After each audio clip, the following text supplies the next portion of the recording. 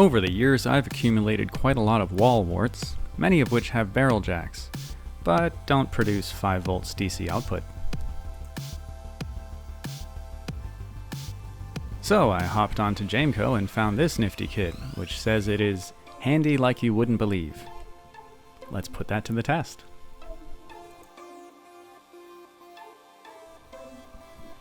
Voltage regulators sacrifice efficiency for simplicity and ruggedness. And for the hobbyist, ruggedness is useful in more ways than one. The workhorse of this circuit is the MC78M series by ON Semiconductor. The manual put the headers towards the last few steps, but since this is designed to fit into a breadboard, I seized the opportunity to get the header pins aligned from the get-go. They certainly wouldn't get in the way when soldering on everything else. There's not much to mention with the soldering stage. This is a great beginner's kit, and the manual walks you through everything, including all the polarized components.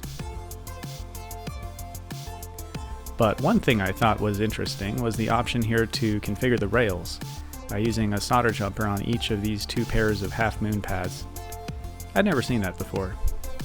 I suppose the solder bridges the pads, thus activating one rail or the other, or one pair of rails or the other. And if you really want to go to town with it, you can solder another slide switch between them. I didn't bother.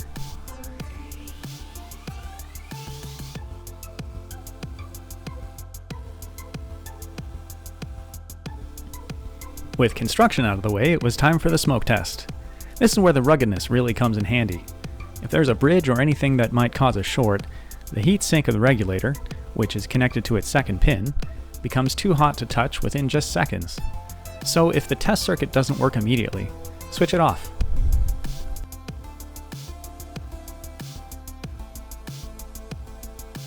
This is a simple circuit, so diagnosis didn't take long.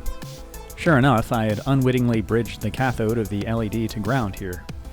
I wicked that away, and the circuit functioned normally. The heat sink of the regulator was only slightly above room temperature thereafter. And since I'll be using this primarily for logic circuits, let's test it out and make sure we're getting the exact voltage we need. These spare resistor leads make for good test pins. Just make sure you stick them in deep enough. See, not deep enough. Alright, so about 5 volts. Good enough for science.